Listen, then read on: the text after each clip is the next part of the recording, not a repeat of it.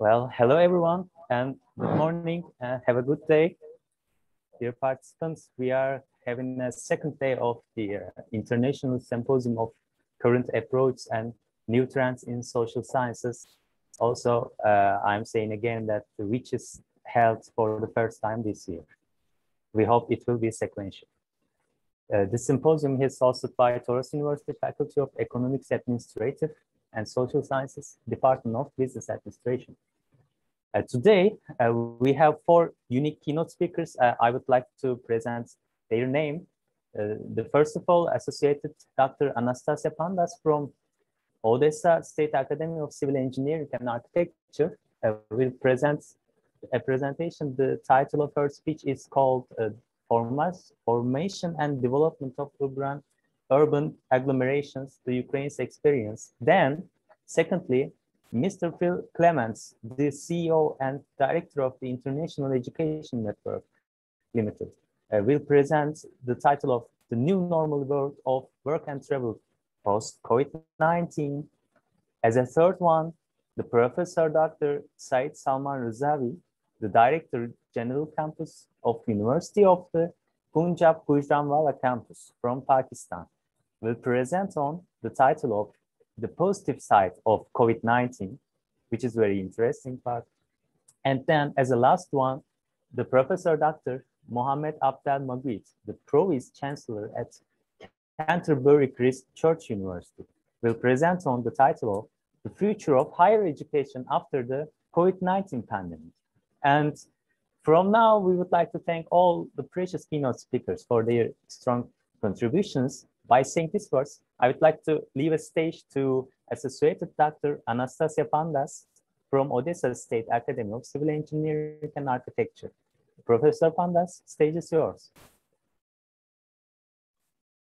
Good morning, dear colleagues. So today I would like to present my research work. And first of all, I would like switch on my presentation. Do you see my presentation?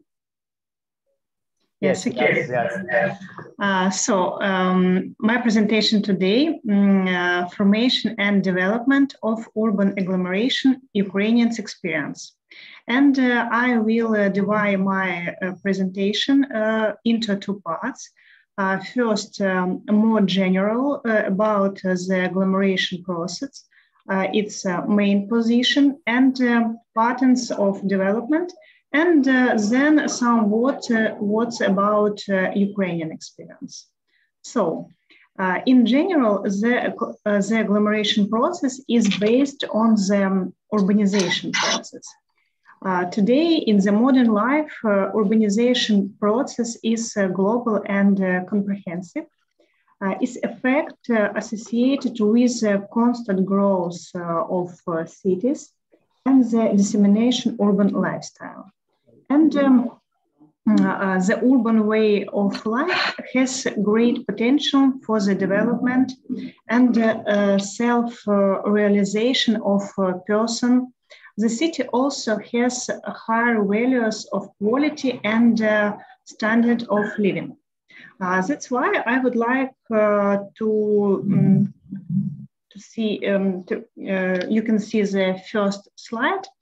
And in this slide, you can see that only 2% of territory of the Earth is occupied the city, but 54% total population of the Earth lives in city. That's why I add a picture with not so happy people, because of course a lot of problem connected in this situation.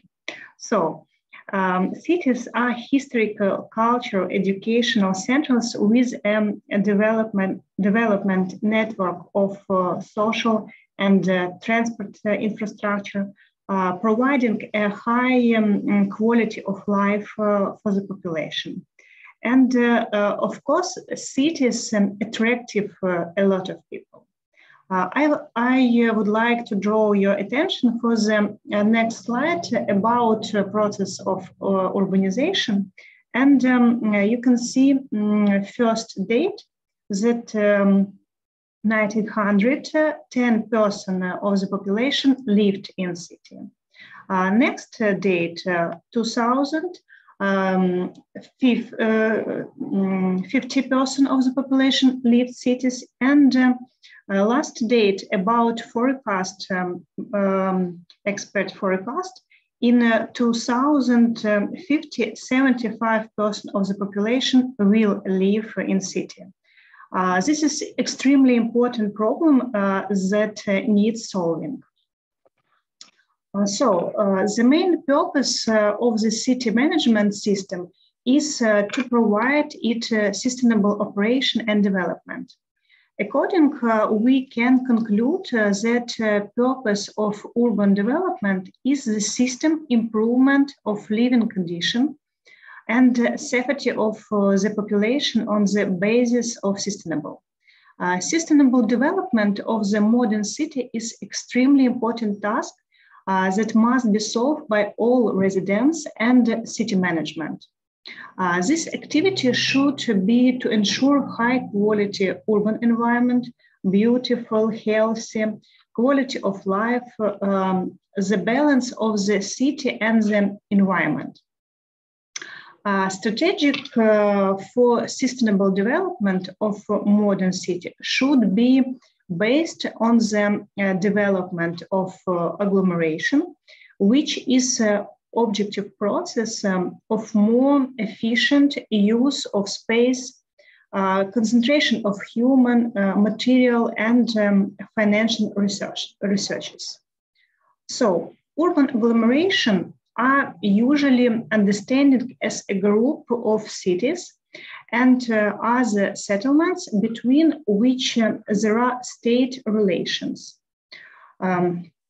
On the slide, you can see the European experience considering the concept of agglomeration. So the development of urban agglomeration is one of the rational forms of organization of territories consisting in the social economic association of territory and the distribution of different functions that ensure their development. Agglomeration process has a number of components, and these components you can see in the next slide. And interesting moment that agglomeration are formed independently, and this is determined by the historical development of the territory and the network of settlements in a particular spatial and geographical situation. The agglomeration allows to take out some functions outside the city to create transport accessibility, specialize, for example, office, trade, and entertainment, educational exhibition on all territory of the agglomeration.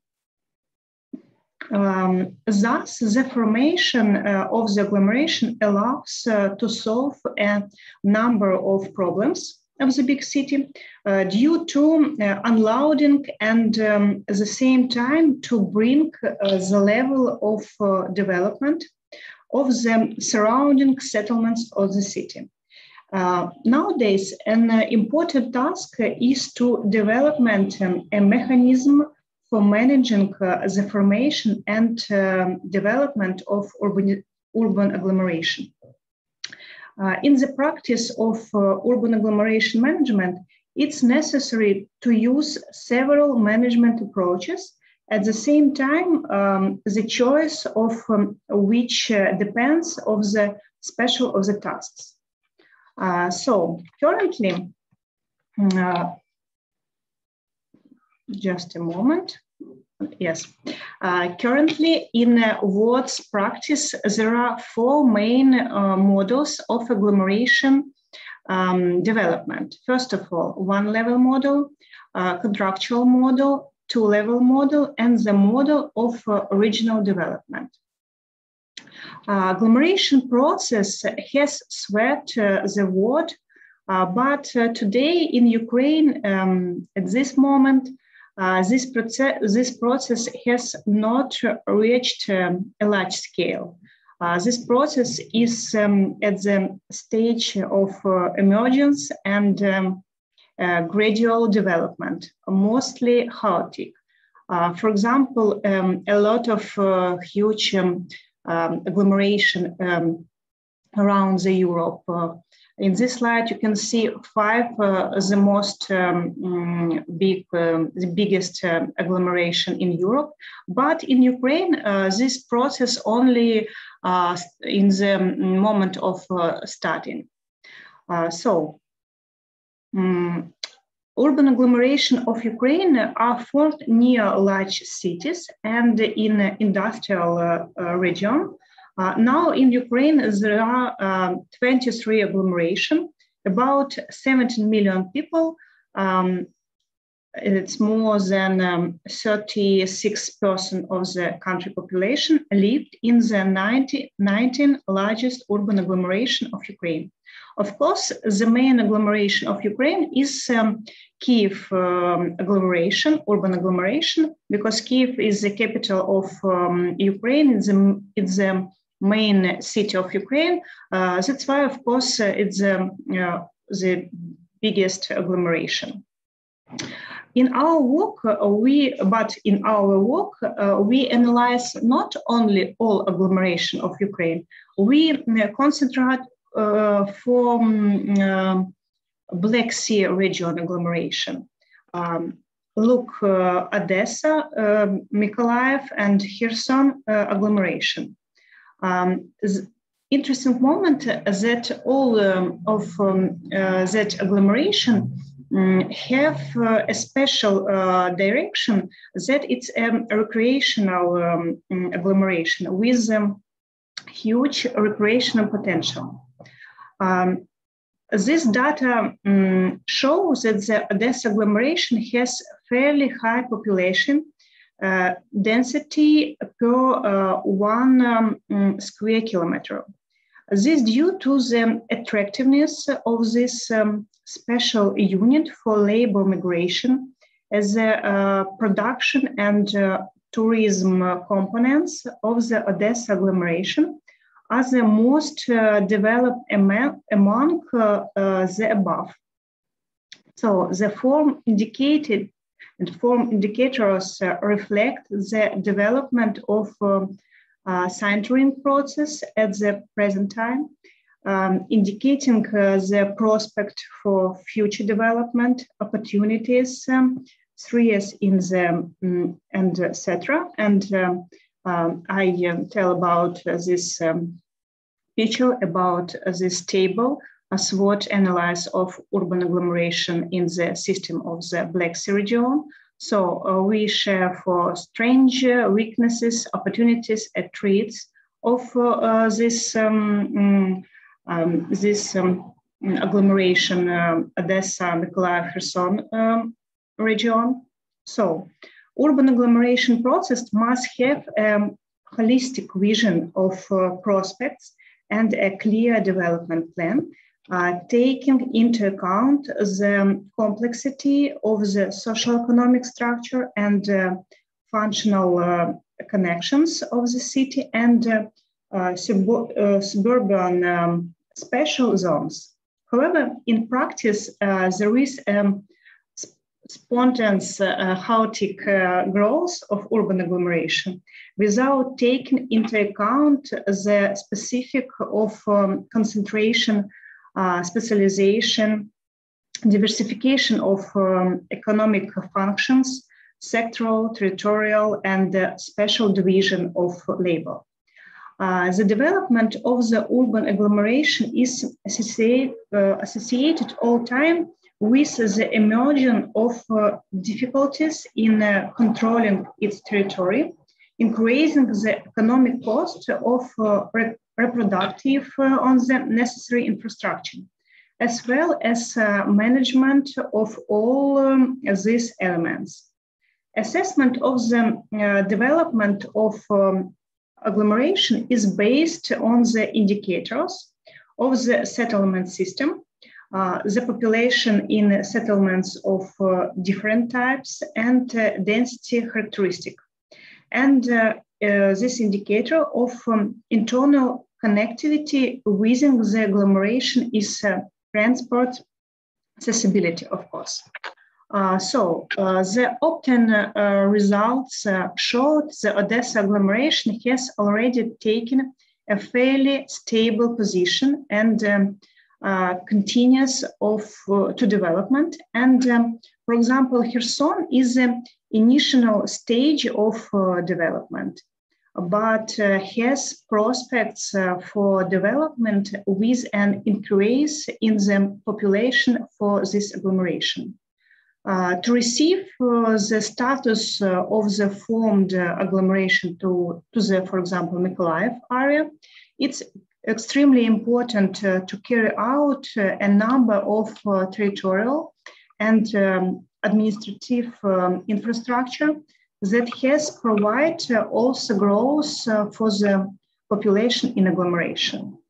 So, in conclusion, I would like to say that global process, the formation and development of market relations, the formation of new forms of management are inseparable from the process of transformation of the cities, urban culture, urban responsibility, the creation of a specific urban environment. So urban development is an multi-dimensional, it's a multifaceted process. A sustainable city is a city that is constantly involving in social, economic, and physical terms, is a city that is able to provide a comfortable environment, of course, and a high standard of living for the population with respect for the natural environment, smart and economical use for resources, and sustenance, ecological balance, of course. Implementation of the concept of sustainable development involves the establishment of a relationship between all elements and subsystem of the city. The agglomeration process is a complex socioeconomic special phenomenon that requires special approaches to management. Today, agglomeration are transforming the urban environment, creation a diverse set of problems, the solution of which requires the improvement of mechanism and the creation of new tools for management, of course, the development of agglomeration. Our research nowadays, we all want we want to see that all people want to live in comfortable cities, and sustainable, integrated, multifunction development provides this. So this only this report only main position of my research work. Of course, this nowadays this issue requires continue find out, and of course we will work in this direction. Thank you for attention. I'm extremely happy to share my research work. It's extremely interesting for me. Thank you for attention. Thank you. Thank you all participants and organizers of the conference. Thank you a lot. Dear Professor, thank you very much for your very important and very interesting presentation. I personally think that the urban agglomeration is the issue that which should be taken into account for both local and national governments, right? Yeah. By saying these words, I would like to give a speech to Mr. Phil Clements, the CEO and the director of the International Education Network. He will present the title of The New Normal Work of Work and Travel Post-COVID-19. Mr. Clements, the stage is yours. Thank you very much. Thank you. Anastasia, could you get rid of your presentation because I can't upload mine until you've done. Is that okay? Dear Professor Pandas, could you please close your presentation? Just a moment.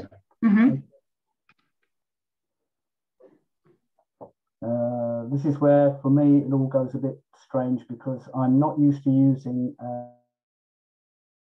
Zoom. Let me just check.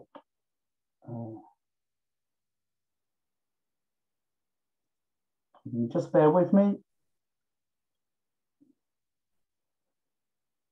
By the way, all dear participants, I would like to say that for saving the time, we are moving on. But if you have any questions, do not hesitate to ask by raising a hand or writing in a chat box or stuff like that. Thank you very much.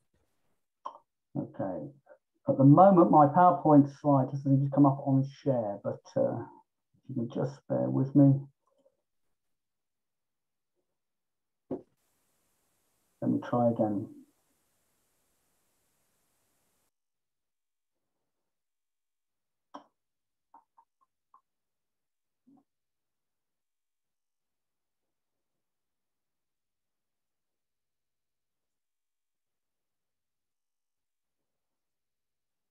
Oops.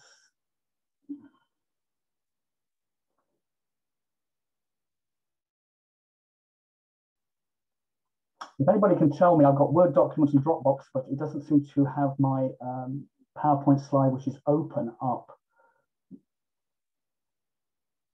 Oh, there we go. Okay. Yes, it's coming. Everybody see me? Yeah, fabulous. Thank you. Well, I hope you can hear me. I hope the sound reproduction is good. I think with Brexit, one of the things that's happening at the moment is that slowly our ability to share with Europe is going to be reduced. And if any moment I'm muted, it will be because Boris Johnson has decided that we don't share. But anyway, I hope you can hear me. Thank you for inviting me. I've seen the program and I'm overwhelmed by the amount of what I call academic work that I'm going to have to compete with. Because to give you my background, I worked for universities up until about 4 years ago, and then I went independent. I left the world of university life and set up my own companies. So although I still deal with education and event management, and I put on executive retreats, I've moved from maybe the world of academia to the world of commercial dirty money making, as I've often been called. So this presentation is looking at the world of work and travel post-COVID. I've tried my best to ensure that I put proper references in because I know academics will probably have a go at me if I don't. Just to start, we're talking about the new normal of work. Let me just see if I can move on with the slides. My only objective is to hopefully make the audience think, reflect, and apply. I know we normally have this as part of the start of a presentation, but it'd be great if some of you might reflect on the world we have. One thing about the title, I was thinking, well, there's an implication that we had a normal before we had COVID, and that normal may not be quite the same for everybody. What is that previous normal? What was your previous normal? Mine was traveling internationally, and suddenly, 18 months ago, I was told I couldn't travel, or if I did, I'd have to go into isolation or quarantine when I returned home. I was hoping to be in Turkey this year for a number of reasons. I was hoping to travel to Africa, and all of that has been on hold. I'm stuck with online at the best. And for any of you, maybe the idea of wearing a shirt and a suit now is an alien concept. So my background has been affected, or my businesses have been affected. I tend to work in the field of bringing together and working on projects around the world. So for example, I've talked to the heads of higher education in Nigeria about developing enterprise hubs. I'm setting up a business in Mauritius.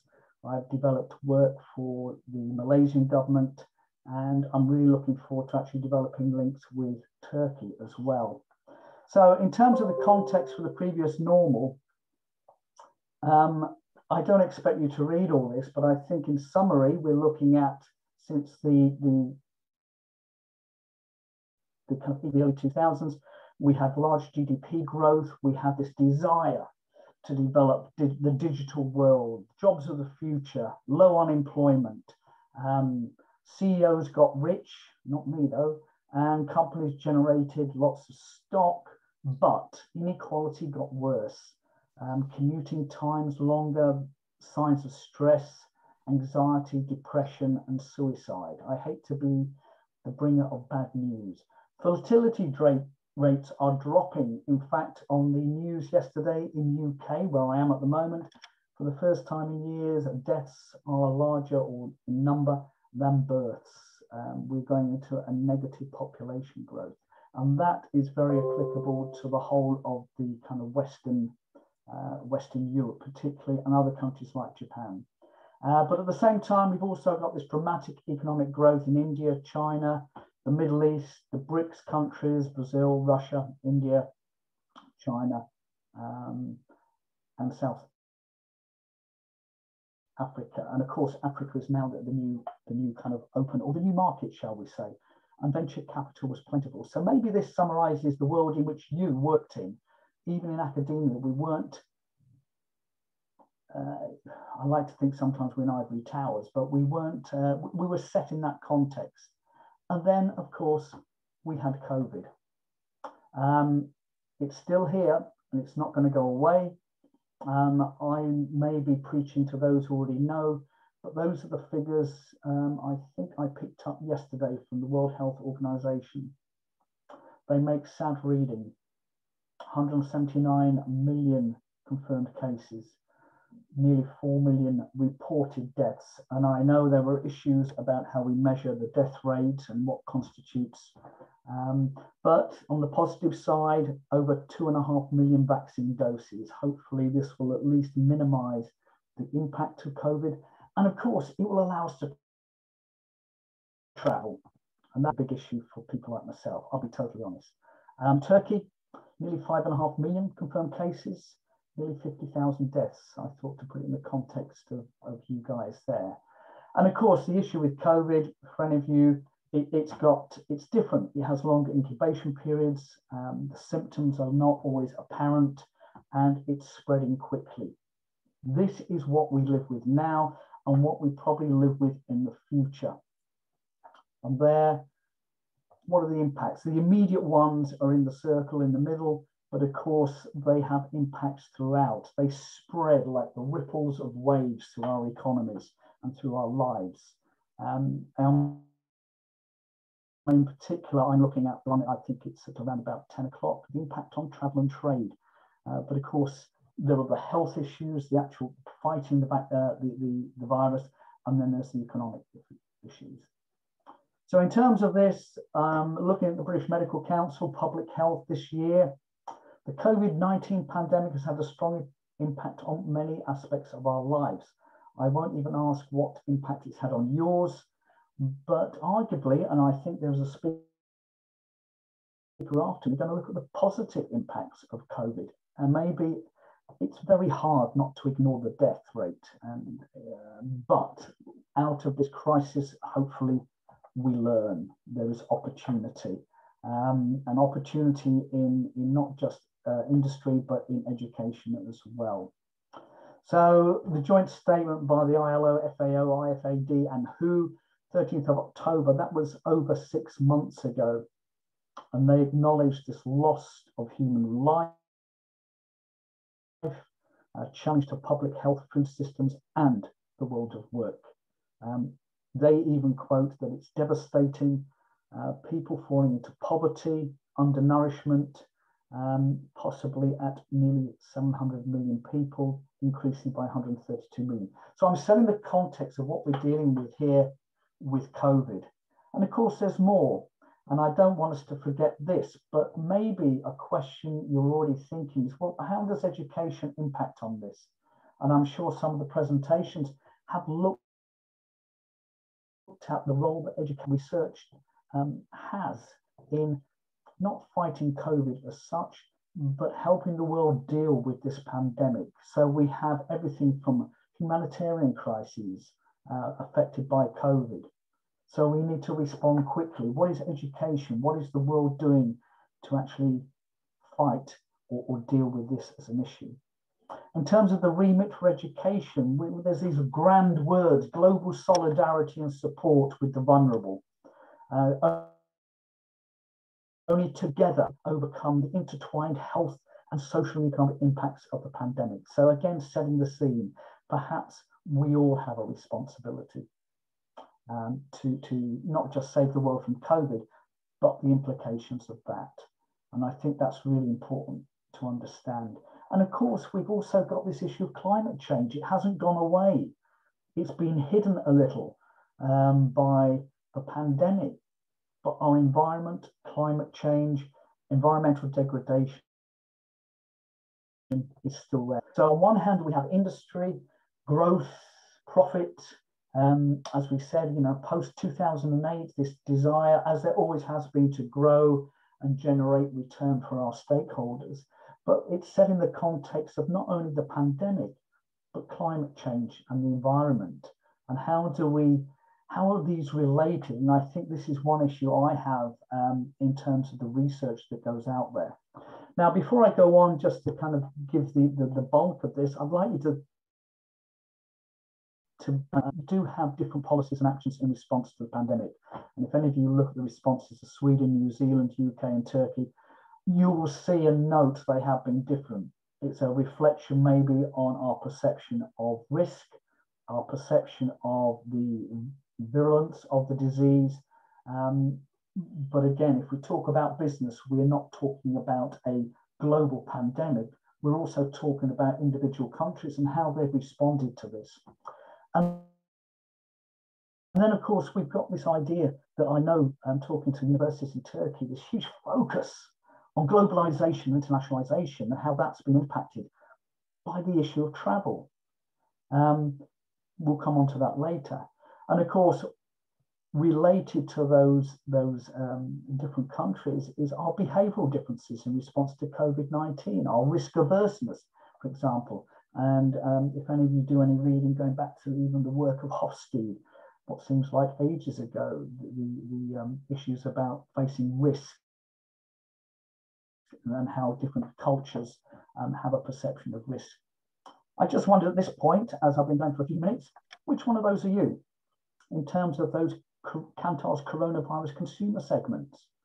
Perhaps you'd like to do a little exercise now. I know you're not students, but again, it's an interesting view as we start to dig down and think about the type of people we are, the type of people we're dealing with, whether it be in business or education. So we've got the idea that we've got the ostriches who bury their head. They don't really care. It will go away. Maybe these are the deniers right through to the precarious warriors. It's scary for me, and I wish the government would do more. So there's an impact on public policy here. We've seen some images around the world, shall we say, over the last year of everything from the storming of the White House in the US, which maybe reflected a certain group of people with certain perceptions of their rights and their views on coronavirus, I believe. So interesting. I don't know. I put that in because, again, my attention span is low and I like to do something. So let's now focus on the impact of work, setting the scene maybe for some of my colleagues' presentations later on. So for industry at the moment, it's a matter of economic survival. Opening businesses. Here in UK, we have huge issues with the hospitality and tourism industry, with many businesses, particularly small and medium enterprises, closing up. They can't survive. It's been now 6 months without business. But then there's another to what they require now in terms of the skills and knowledge of their employees. It's a different world. That normal we had has gone. We have to accept that. We talk about, I have people emailing me saying, I can't wait for it to get back to normal. What normal are you talking about? So in the future, and looking at the kind of literature and the comments of industry, we need more flexibility. We need more flexibility to deal with the crisis like this. There will be another one and another one and another one. We cannot operate in silos. There has to be a greater network of communication. And I use the example of the vaccines for COVID, the amount of work that was done to develop those vaccines in 6 months and not 6 years. And I talk here because my brother-in-law actually works for AstraZeneca and produces the vaccine here in the UK. And I'm absolutely, amazed. And I would say that it's not the quality, it's the processes that were changed, the process of quality and verification. But what about our work patterns? I mean, here we are at the moment, sat here. I would never recognize you in public because at the moment, all I see is from the neck upwards. Do you have legs? I have learnt the art of wearing a shirt and shorts to present. But work patterns are those that are developed. We've gone online. This is it. Is this the reality we deal with? And what about risk management? When we talk particularly about travel, consumers and employees, what is their attitude towards risk? And I think that's when I can refer back to Kantar. But we also need to think about employees. And I left the word loose there because I believe that we do need to now not develop more processes, but develop processes that are looser, that are more flexible. Here's an example of research management offices. We're talking about the world of work. This is what they found as challenge over COVID. Building relationships, improving, innovation. So the top 3 there are about arguably have a huge impact on business performance. And in terms of looking at the kind of word, this is what they think the future of project management offices will look like. And you can see there the key words being flexibility, agile, and automated. So technology is there. In terms of the key findings, so if we go back to employees, the British Medical Council put forward negative and positive. 31% of employees perceive a negative impact, while only 10% perceive positive. 30% thought that the crisis not only impacted on their work, but impacted on their private life. There is now a blurring. We work from home. I guess most of you guys are sat at home and thinking, oh, well, I hope my wife doesn't, or partner or husband doesn't come in with a cup of coffee, and I hope they've been warned that I'm online.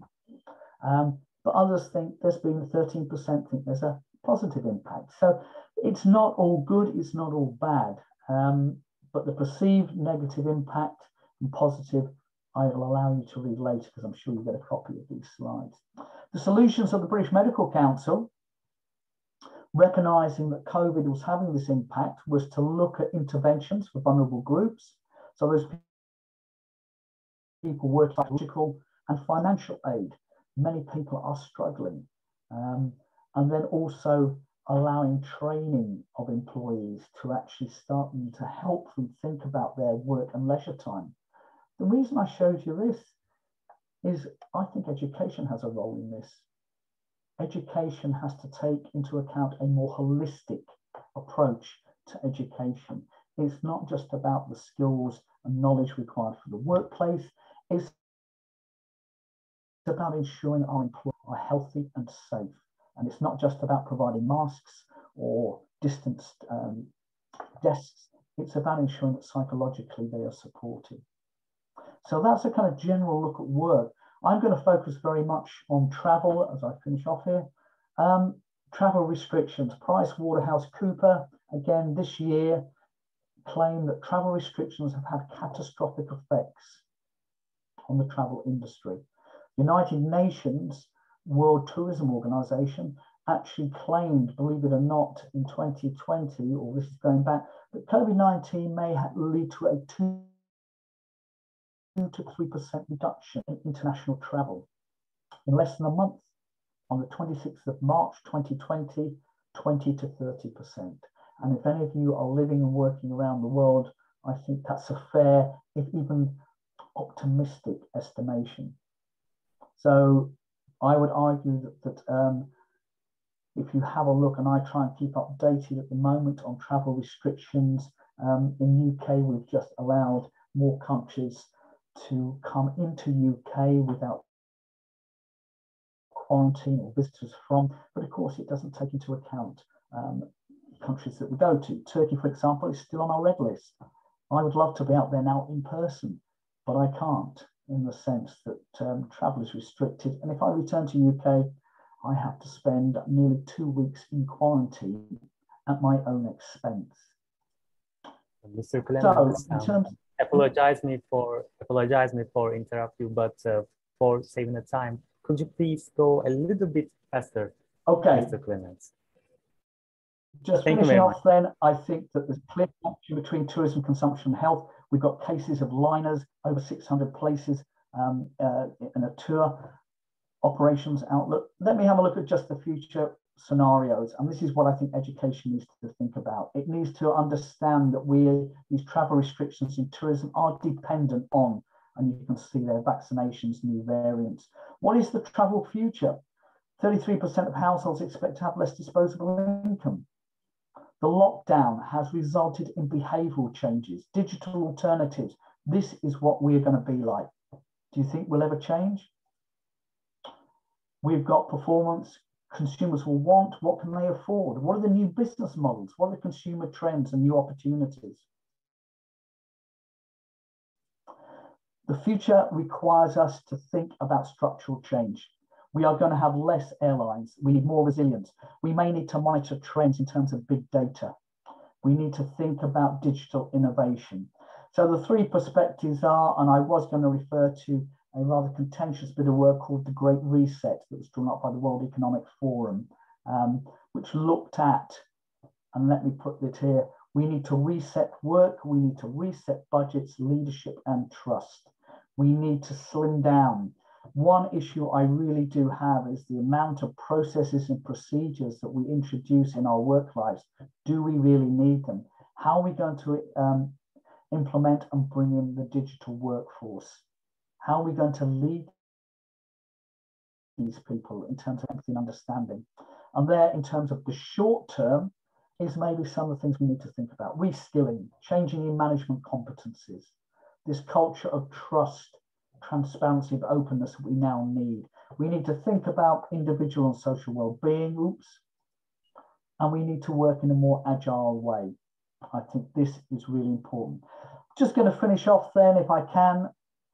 We're in a forum about social science, and I'm thinking, okay, I'm here talking to you from an industry point of view.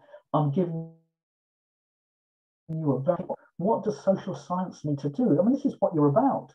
These are the definitions about interaction, how we work, how society works, institutions and functions of human society, those relationships. So what are we doing in the social sciences? Let me give an example of some of the current research in tourism. This I got from the University of Surrey. These are the research papers that are already happening now. It might help some of you to think, oh, that's interesting. Let's look at that. Virtual experiences, change in air passenger demand. We're always a little behind the ball. What about Asia Pacific regions? Purchasing intentions in restaurants and hotels. And for universities, this is finally what I think that universities need to be really seriously thinking about. You need to think about the change in focus and emphasis in research and assessment, learning and teaching. What do we want our graduates to be?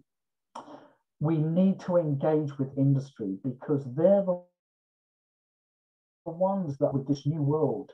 We need to be more responsive in terms of our research, but providing graduates with those skills and knowledge for the future and the new normal.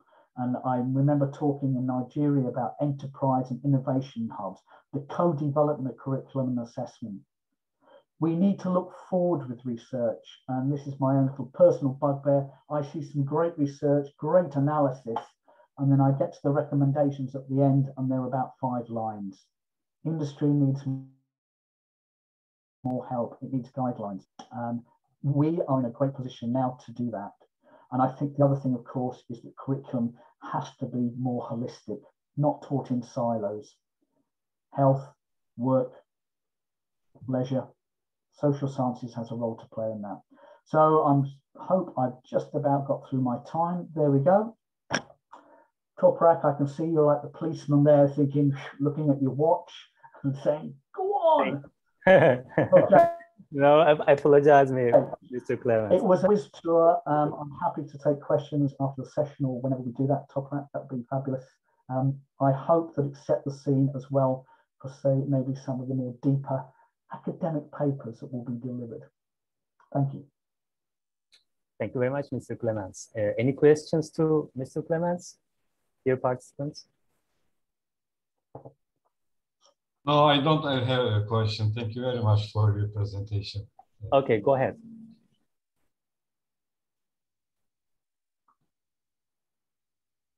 I'm not sure. Well, okay, I guess there is no question. Thank you, Mr. Clements, for your no problem. Very important presentation, and taking your time very efficiently. Thank you. Thank you. As the third one, the Professor Dr. Said Salman Rizavi, the Director, General Campus, University of the Punjab, Gujranwala campus from Pakistan, will present on the positive side of COVID-19. Professor Rizavi, stage is yours. Could you please, Professor Rizavi, open your voice, unmute your voice. Okay. Thank you very much. In the name of Allah, the most beneficent and the most merciful, let me introduce myself first of all. I'm Dr. Syed Salman Rizvi, and I head the campus in Gujranwala, which is a small city in Pakistan, which has several departments, including business and commerce. So I have ideas from information technology. I have consulted my colleagues in commerce and business as well. So this presentation wouldn't be an academic piece of work, but it would be a sharing of ideas. It is a speech instead of a research paper. So anyway, first of all, I must express my enormity of my indebtedness to Toros University and other partner universities to arrange such a lovely symposium and provide the opportunity to countries like Pakistan who are suffering from the COVID-19 pandemic. So before moving forward, I must state that such conferences, which are usually online these days, this is one of the positive side of COVID-19 on which I am going to speak. So before moving forward, I must express my sympathies and my emotions for the loved ones which we lost during this crisis. However, there are some positive aspects as well. There are some learning outcomes. There are future opportunities, as other presenters also have been pointing out. So first of all, we must accept that the crisis has negatively affected many things, but there are some positive points as well on which I am going to focus. The following are just my ideas based on my thoughts, my observation, consultation with colleagues, and what I think about the future. So it is a fairly, relatively very simple presentation without technical details and just sharing of an idea. Some of those ideas on which I am carrying research, research is being carried under my supervision on that, and we have been gathering data on that to see how the future is being shaped and what can we expect after the crisis is over. So let me just state that maybe the crisis is never fully over. The world is not going to come back on the same state as it was before the COVID-19 pandemic.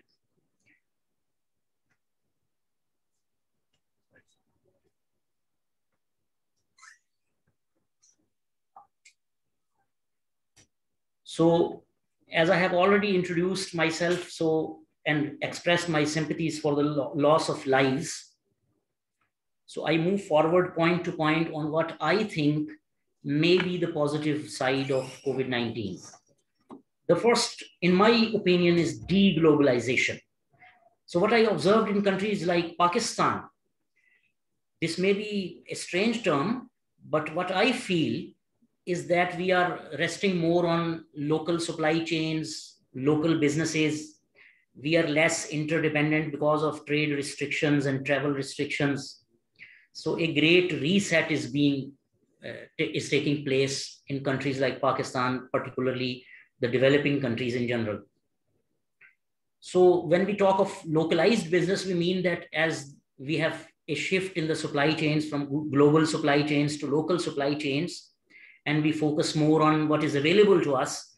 So I observe a rise in economic nationalism where we are trying to focus on the local market and getting the raw material from the local market, which is easier during the crisis. So I see a shift in, you can call it anti-globalization or deglobalization, in which we are becoming less interdependent, less integrated. We are finding new ways and new methods to supply goods and to produce them and to manufacture them, in which we are relying to a lesser extent on the trade routes and the possibilities that were there before the COVID-19 crisis. For example, if we talk of online consumer demand patterns, usually as an economist, I am an economist, so I know that demand is shaped by many factors. One of them is the availability. So if I want something and it is not available, then I have to rely on other things. I have to set different priorities. So in my country, for example, what I observe is that people are now moving towards locally produced goods and their demand patterns are changing. They are trying to consume what is available, which is cheaper. Quality is not a question at the moment. So when the crisis was to a higher extent, few months back in Pakistan, then there were restrictions on imports. Rather, the imports were not available. So people switched to locally consumed, locally produced commodities. That gave rise to new businesses. That gave rise to local production and manufacturing. If we talk of on the supply side, then everybody knows that the crisis has given rise to huge increase in online shopping, methods that you can continue consuming goods while staying at home. So I want to give an example. In Pakistan, there is an application called Tajir application. Tajir means trader in our language. So Tajir application provides the opportunity to business not to maintain inventories, but the inventories are maintained somewhere else. For example, with the Tajir application producers and the shopkeepers and the traders, the suppliers are getting an opportunity to save their costs on inventories. And whenever they need something, they use the Tajir application and get what they want to supply to people. So this is giving rise on new inventory management techniques, new ways of doing business, new ways of demanding and supplying of goods. So whenever we speak of purchasing and selling, we have to settle the payment. The payment usually in developing countries like Pakistan is still relying on cash transactions. And 15 to 20% transactions are settled to the banks through digital payment systems. But in my opinion, this is going to give rise to digital payment settlements in developing countries as well, which will also affect the money laundering and aspects like that. And it will document the economies. So we'll have less money laundering, we'll have less informal markets and informal incomes. So we had seen the rise of cryptocurrencies and now the replacement by digital currencies. For example, China is a great success, which launched the digital yuan. And what I observe and see and forecast is that now there will be a shift from cryptocurrencies to digital currencies, which are controlled by the governments, like in China.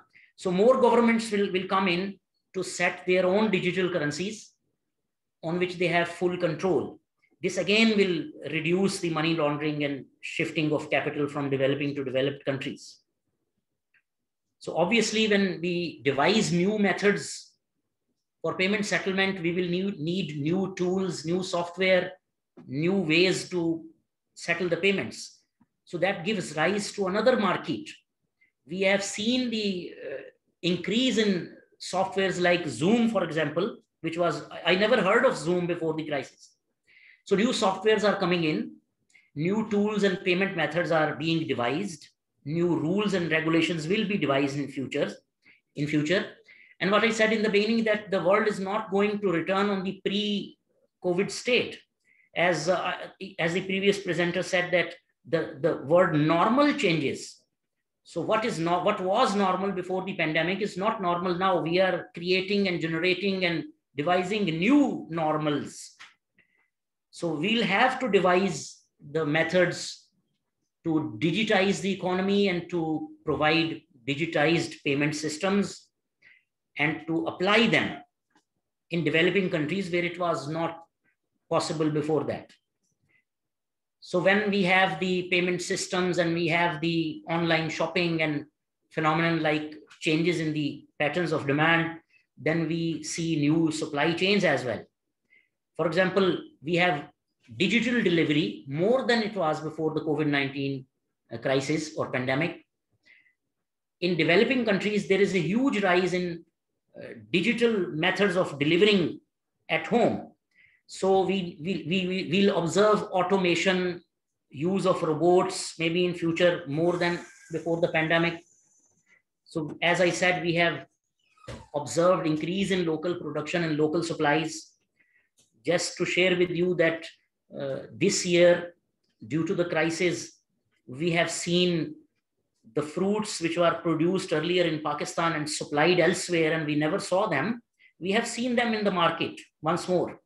So the things which were totally exported now are available for us, available for the local population, and they are changing their consumption patterns. So automation and increase in the level of local production is changing the patterns of production as well as the patterns of consumption. And as was mentioned by the presenters, we are moving towards remote working. For example, in the traditional types of jobs in developing countries where there were offices and we had to bear huge costs of maintaining those offices, people are switching to working from home or remote working. So the labor market patterns are changing. So as an economist, we used to divide time into three categories. One was the time spent in the labor market, which is the choice of the individual, and the time spent as leisure. And the third one is, which is coined by many feminist economists, is the time spent for household work. So instead of dividing labor market time and the time into labor market time and leisure time, we divide into three categories. That is the labor market time, the household time spent in the household, and time spent as leisure. So we have observed switches and shifts in these patterns of time use. There are various time use surveys. For example, the American time use survey, the French time use survey. There are a lot of surveys which are freely available and which are repeated, say, in 5 years or 2 years' time. So we have panel data that is already being collected, and we are in the process of collecting more of such data that will show that there is a switch in the labor market priorities for leisure. So the social behavior is also changing. In my opinion, this is a positive change. For example, I remember that the French struggled to reduce the working hours in the week from 40 hours to 35 hours. Maybe they thought that we need leisure more. We have developed to a much higher extent and we don't need more development. We don't need to spend 40 hours a week, so 35 are okay. Maybe it reduces in other countries as well. So people who are working from home manage to look at their household jobs and responsibilities as well as providing their services to labor market. So in countries like Pakistan, where many of the female workers find it difficult to provide full services in the labor market, they are getting the opportunities to work from home because the patterns are changing. Many businesses that were earlier we never thought that they would be established on working from home concept. They are now being done from the home. So this provides opportunity to increase in the labor market, particularly for the female job seekers who can manage their household chores and also continue their services in the labor market or increase the number of hours that they provide in the labor market. We also observe positive changes in the investment patterns. So I was seeing a report in the morning that shows, I'm not going to share the numbers, just going to give the concept that the top quartile, top 10% quartile of individuals are spending much more amount on intangibles like research and creation of new ideas as compared to the lowest 10% quartile who are still spending less amount on intangibles and more on tangibles. There is one more positive creation after the COVID-19 crisis. We are adjusting to that. We are changing our normal and we are changing the definitions and priorities of things. So we are becoming more resilient. So what I saw in the markets like Pakistan, Bangladesh, Sri Lanka, that the businesses which were less resilient are becoming more resilient as they are trying to devise methods to predict any crisis, any future crisis. Some people say that there were predictions of this COVID-19 pandemic as well, and some may have prepared for that, but now we are more cautious for the future and we have to devise methods to predict any kind of crisis and to plan for it and to respond and to create methods to sustain the business during these type of crises.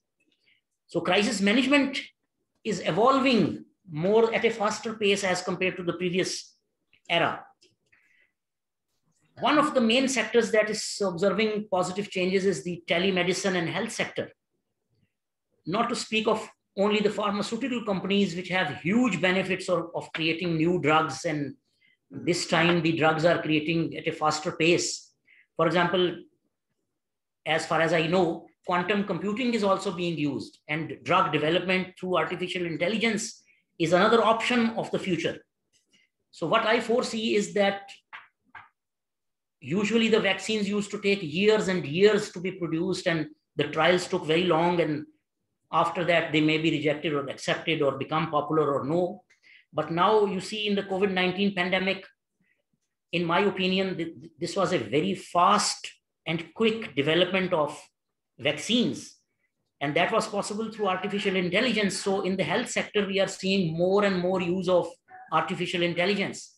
And telemedicine is a concept in which we, through robots or through computers, we can even perform surgery while the patient is at home and the doctor is at his clinic or in the hospital, or even he is also at home. So this is a very big positive change that is going to take place in the future telemedicine and health sector. The most important change which is observed in developing countries, as I'm focusing on developing countries, is the education sector. As I told you a while ago that I never heard of Zoom, but when we had to face the crisis and we had to respond, we had to use software. I learned how to use it because I never used it before. The students learned how to use it, and there are many other softwares as well. So we are in a learning process. We are shifting the ways and methods of communication and teaching and research. So earlier we never thought of seeing a teacher that is very far away and is teaching us and we are asking questions from him. We used to believe in physical and traditional way of teaching and use of very little media and slides and etc. So now 100% of students for about 1.5 years are using the communication tools, the modern communication tools, taking classes from home. Let me talk about international education particularly. Thousands of students from developing countries move to developed nations like UK and United States and New Zealand and other Western European countries, because these countries are their priority due to the good educational quality. So they came back during this crisis, but they continued their doctorate, they continued their research work, they continued their education while sitting in Pakistan.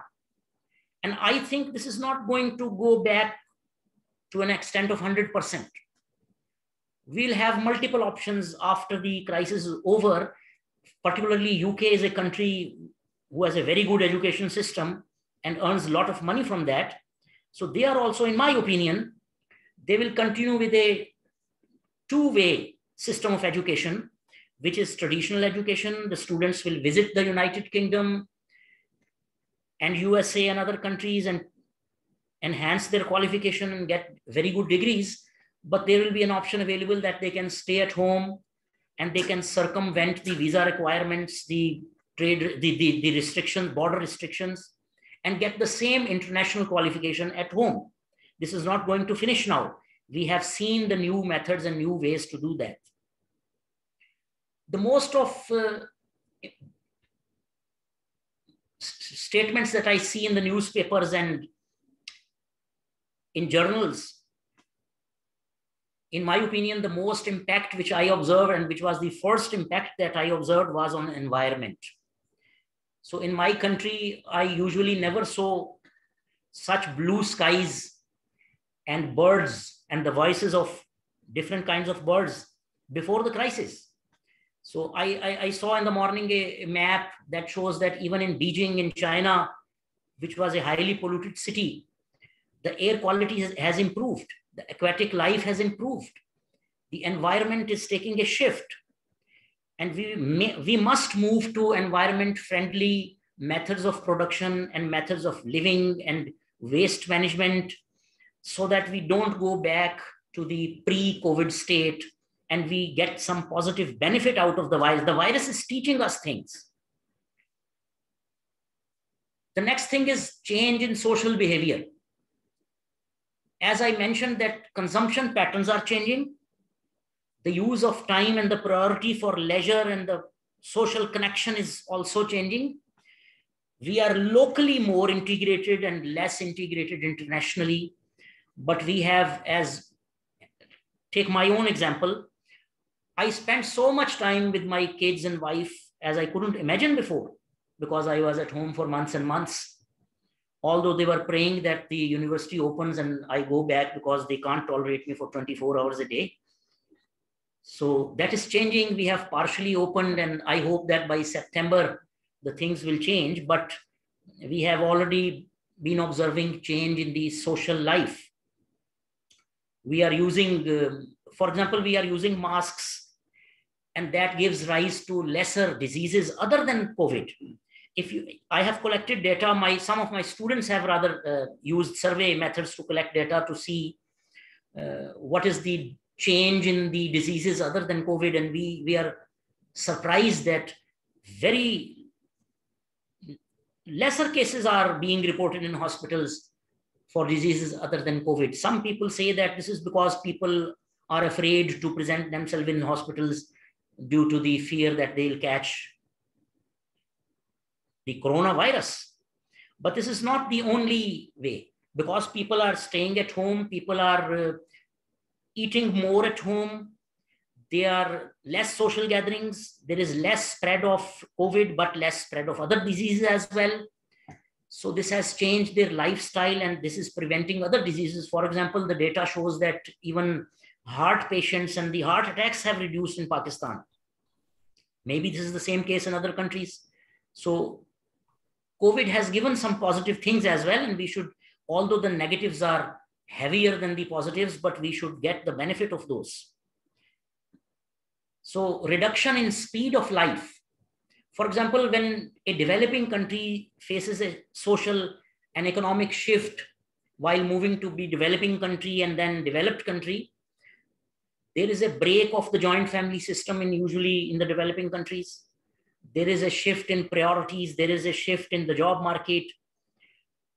The life becomes faster, particularly when a lot of people shift from rural areas to urban areas in developing nations. Their lifestyle changes. And some people think that the sharp increase in diabetes and blood sugar levels and blood pressure levels is due to the fast life that has been emerging after the shift from rural areas to urban areas in developed countries. So this is the cost of development that we are paying. But we have a positive change in that, because this is my observation, that the speed of life has been reduced after the COVID-19. We are not running and we are not in a race to earn money as we used to do before the COVID-19 crisis. And this effect will be minimized after the crisis is over, but I don't think that it will totally disappear. There are many more positive changes that I can point out. For example, shift in human behavior. What I observe, and we are waiting for the data to come in through surveys, empathy, taking care of others, feeling for others, emotions, closeness of the family, everything has moved in a positive direction. So we have shift in the behavior. We care for each other more than as we used to do before the COVID. This is a special phenomena that I observed in Pakistan, in India, in Sri Lanka, even in China, which used to be in a joint family system. Then they switched to a single individual family unit. They were switching to that, but there is a slight reversion. And we have reversed that a bit. And I think this will remain after the COVID-19. The speed has reduced. The speed of change in human behavior has also reduced. So crime rates, data has already come in developing countries and maybe in the developed countries as well, that there is a sharp decline in the crime rates. We can say that people are not going outside, they are not moving from their home, they are not traveling. So obviously this may be a reason of reduction in crime rate, but if an atmosphere of fear also has contributed to decrease in that crime rate. So these are few positive changes that I thought and pointed out. I did not prepare the data as the research is still, we are carrying the research, but we have already data that points out in all these directions that I have shared with you. And in the end, I would thank Toros University, particularly Dr. Mustafa, with whom we were in contact, and my colleagues here, Dr. Wasim and Dr. Muzammal, who this was our first joint collaboration or partnership with the university, which is another positive impact of the COVID-19. And we look into future contributions and collaborations and partnerships, even if the crisis is over. Thank you very much. Thank you, Professor Rizavi. Thank you for your presentation. The title was very interesting and you explained and detailed very well. So any questions? I guess there is no question, and I would like to catch the time. We're already out of time.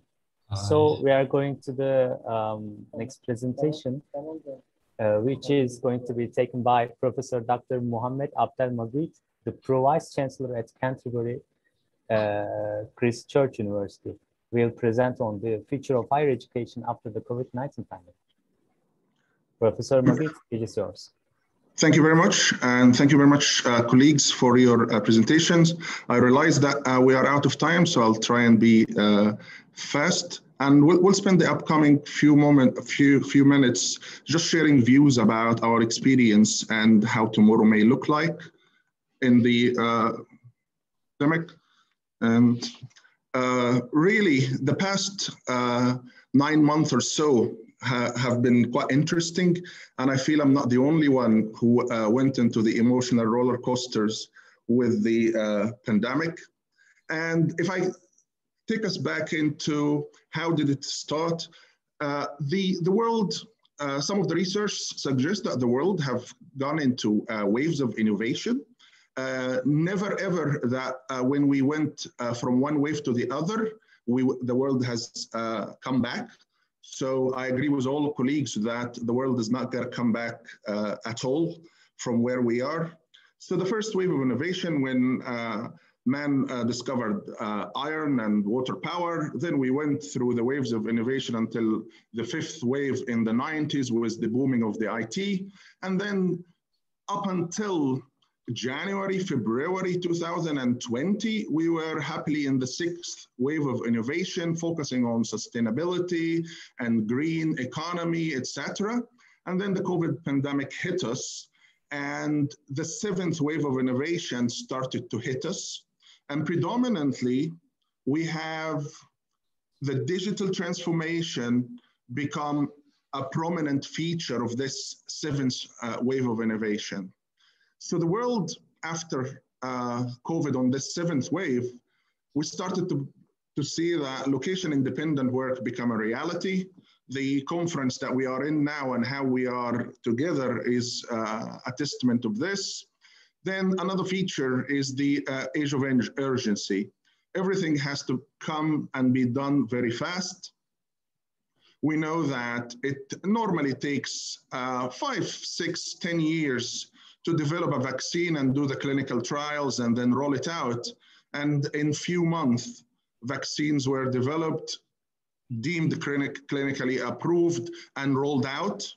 And colleagues spoke about how everybody needed to go and learn new technologies and adapt new technologies like Zoom, etc. Well, there is nothing new in that, because throughout all the waves of innovation that we had, we've always been introduced with new technologies, we adopt them and we change our world. The difference is that it used to take us years to adapt and change to new technologies and new ways of work. Now it takes us days, and the requirement is that we have to adapt and adopt new ways in days rather than years. So I would mark the urgency as one of the prominent features of this 7th wave of innovation that we are living in now, and it's a game changer. Then the definition of VUCA, the volatility, uncertainty, complexity, and ambiguity of the world that we live in. I remember that when we used to teach our MBA students about VUCA and we're trying to come up with examples, I don't think we need to struggle to come up with examples about how volatile, uncertain, and complex and a bit ambiguous the world is. We live it every single day right now.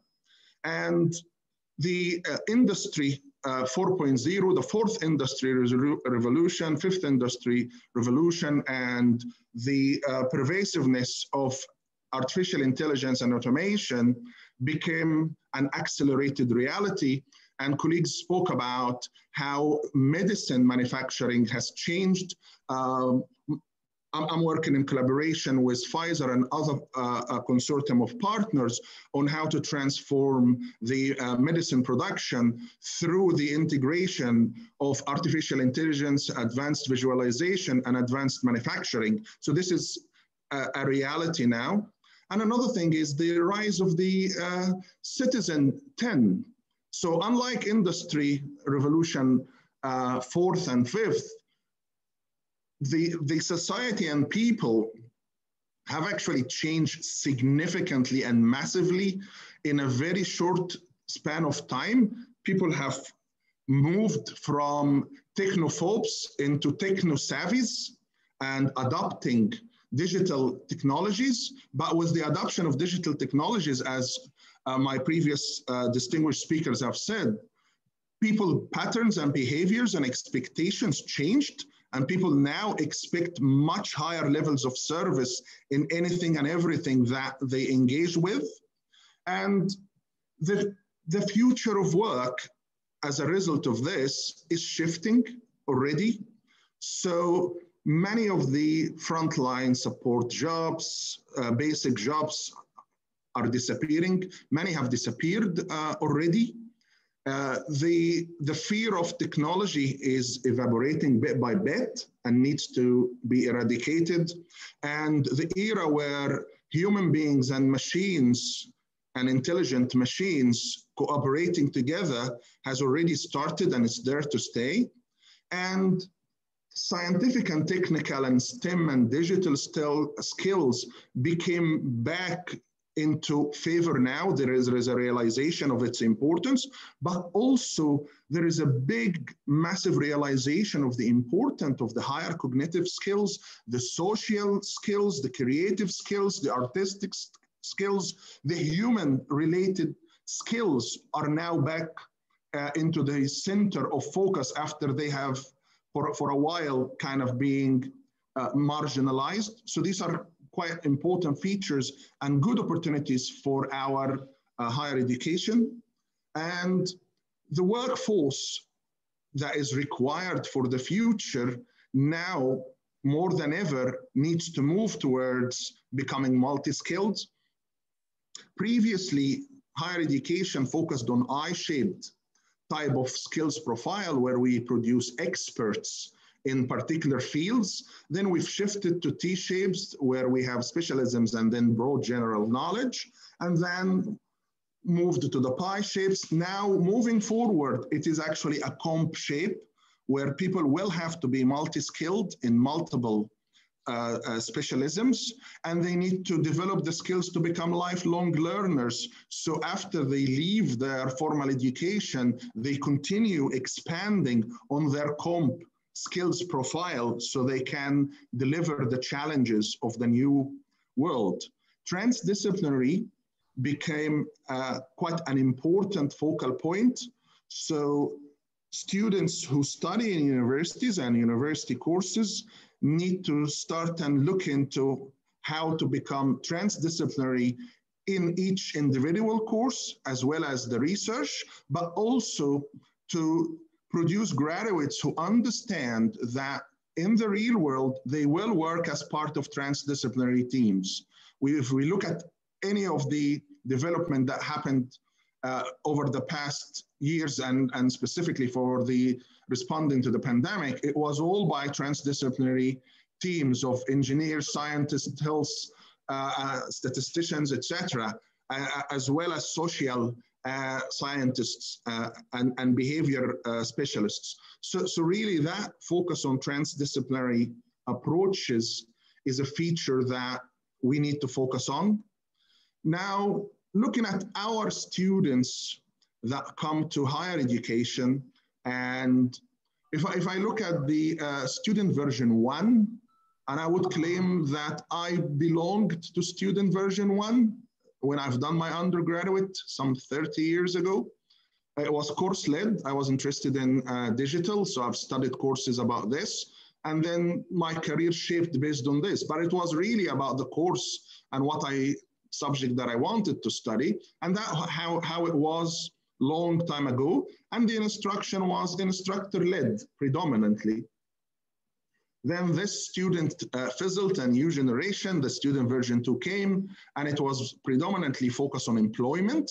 So the education was focusing on the vocational aspects, and then morphed into student version 3, where it's about the higher education experience, what is the social aspects, the university life, the sporting life, the overall holistic experience, as well as the need to secure a job.